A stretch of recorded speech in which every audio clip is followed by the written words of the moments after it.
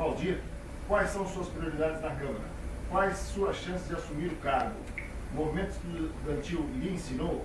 E como é o seu trabalho social no Morro? Paulo Matos, que é jornalista, historiador. Paulo Matos, obrigado pela audiência aí. A pergunta para o Valdir aí, já sobre essa questão do papel na Câmara, como é que você vê essa questão. As chances de assumir, nós íamos já falar sobre essa questão que você esteve em Brasília, participou desse movimento da PEC aí, em relação a poder aumentar o número de cadeiras, né? De 17, Santos poderá ir para 23, inclusive teve uma posição essa semana que você vai estar dando essa informação aqui em primeira mão. Eu queria que você comentasse a pergunta do nosso amigo aí, Paulo Matos.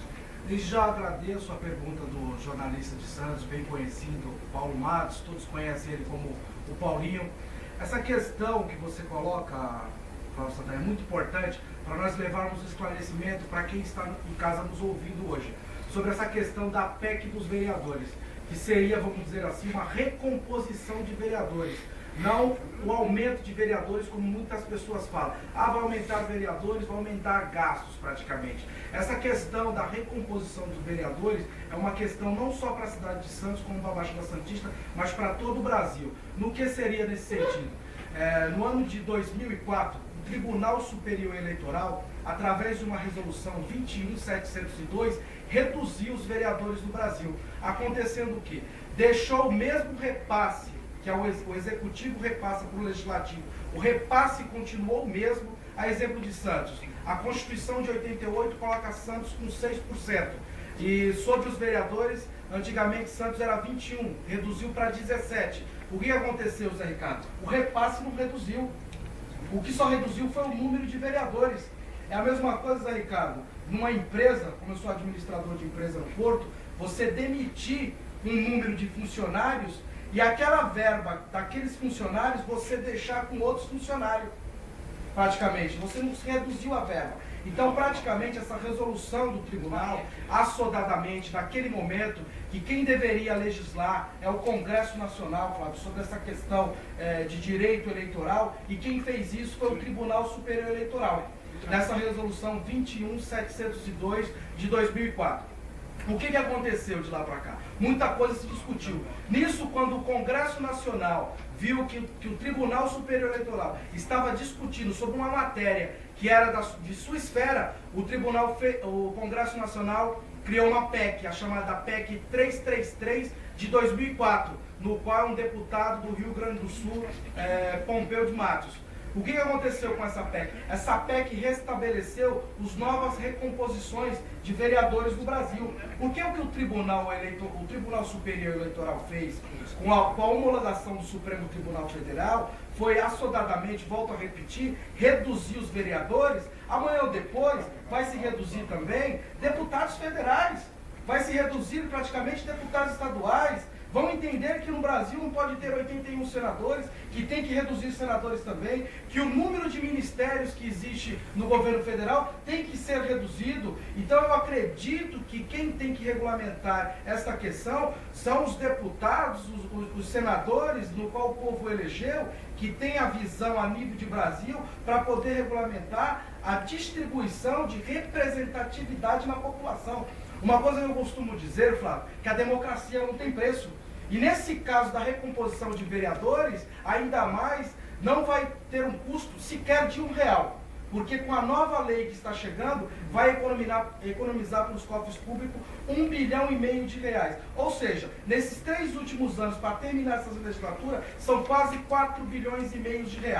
Então, diante disso, o Congresso Nacional fez essa PEC, a chamada PEC 333 de 2004. E ela avançou? Ela avançou. Como é que ela O ano de 2004 para o ano de 2009, que temos praticamente 5 anos dessa lei, de uma vontade para você ver como no Brasil, diante de várias leis, várias coisas que acontecem nesse país, como a questão que nós temos que regulamentar, algumas leis para o aposentado, para o trabalhador, as coisas praticamente não acontecem no Congresso Nacional. A exemplo dessa lei, demorou-se 5 anos para chegar na discussão que está hoje nos veículos de comunicação. E o que aconteceu desses 5 anos para cá? Essa PEC ficou praticamente até o ano passado, em 2008, na Câmara dos Deputados. E ela foi para o Senado diante de uma votação do Senado. Votou na Câmara, vai para o Senado diante daquela matéria. Chegando no Senado, o relator foi o senador César Borges da Bahia. O que aconteceu nessa PEC 333? Ela tinha duas questões: a recomposição de vereadores e a diminuição do repasse. O César Borges, por então, naquele momento, entendeu que a diminuição do repasse, naquele momento, seria uma questão muito polêmica. Que até então, a proposta que veio da Câmara, praticamente, ia levar à falência a alguns municípios da cidade. Olha exemplo de Santos. Pela proposta que saiu da Câmara, Santos de 6% cairia para 3%.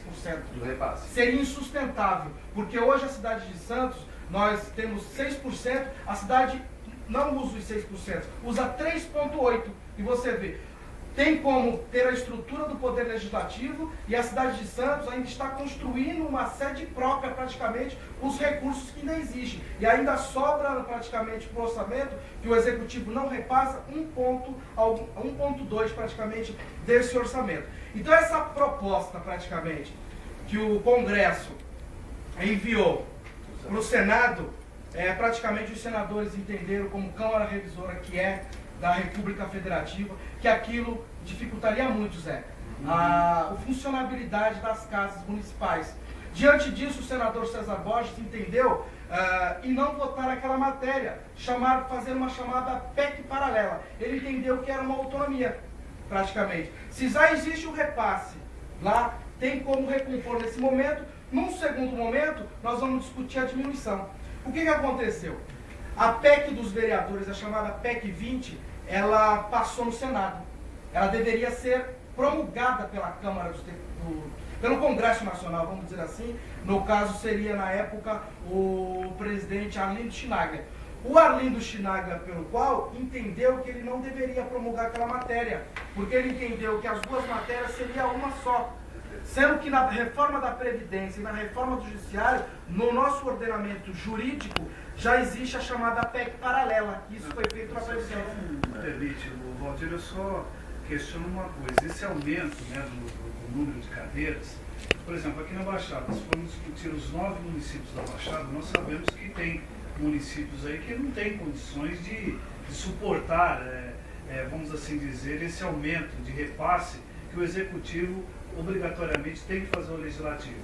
Então eu me ponho a perguntar uma coisa: não está funcionando tudo de maneira adequada? Os vereadores que representam o povo atendem a demanda dos munícipes? Então eu fico questionando isso aí. Até que ponto algumas cidades, não só daqui da Baixada, do estado de São Paulo, do Brasil, tem municípios aí extremamente carentes, entendeu? Aí você vê um aumento expressivo do número de vereadores. É exequível isso em termos de condições para que o Poder Executivo possa suportar isso? Porque a gente sabe que nesses casos vai estar brigando muita gente aí que está no desespero, que está querendo uma cadeira, aí vem todo esse questionamento. Você acha isso viável? Sim. Diante dessa questão que você coloca, vamos fazer